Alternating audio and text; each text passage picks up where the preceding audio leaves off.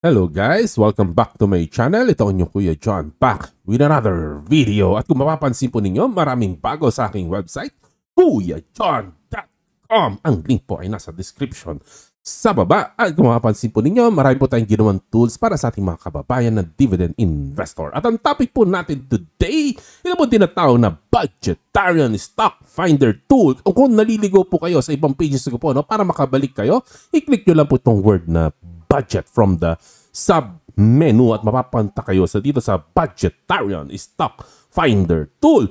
Para saan ito, Kuya John? Ito po ay yung mga moment po na maliit lang po ang budget na mayroon po tayo. Halimbawa po nakatanggap tayo ng dividends pero konti lang, hindi naman umabot ng libo-libo. Halimbawa 800 lang Halimbawa meron tayong extra income at maliit lang yung extra income natin, pinasok natin sa stock. So, interested tayong malaman, ano ang mabibili nung kakarampot na pera natin? Budgetarian nga eh.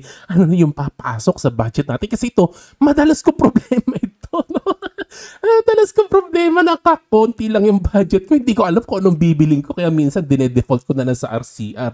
Pero with this tool, makikita po natin yung ating mga choices. So, halimbawa po, pipiliin nyo lang po dito kung ano yung budget na meron po kayo. Halimbawa, 1,000, halimbawa 800, So, magre-refresh po sa baba at makikita po ninyo ano yung mga pwede po nating mabili. Halimbawa, RCR, pwede kang bumili ng 100 shares ng RCR, At makikita po ninyo dito po, yung historical na dividend yield po niya for the past 2 years at yung current year na ongoing para makita nyo rin po sa pera na ilalabas ko, ano yung dividend sa matatanggap ko. Ayan, makikita po ninyo dito, Ayan, lalabas po dito.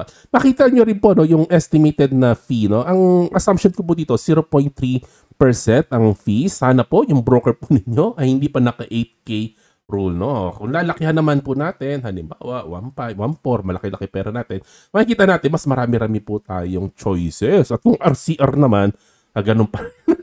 Kulang, mahal na kasi na RCR. 1.6 nga natin. Gusto ko makita kung makakabila ko ng marami RCR. RCR, papasok ka 200 shares. Kailangan mo ng mga 1.5. Dati, ang mura lang nito. Kaya nyo pa kasi bumili.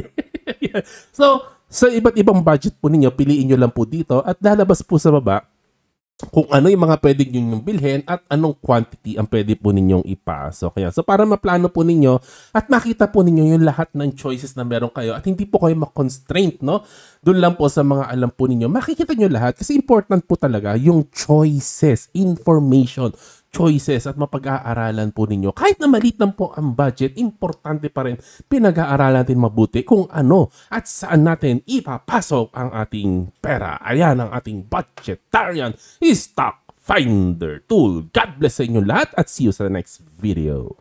Bye-bye!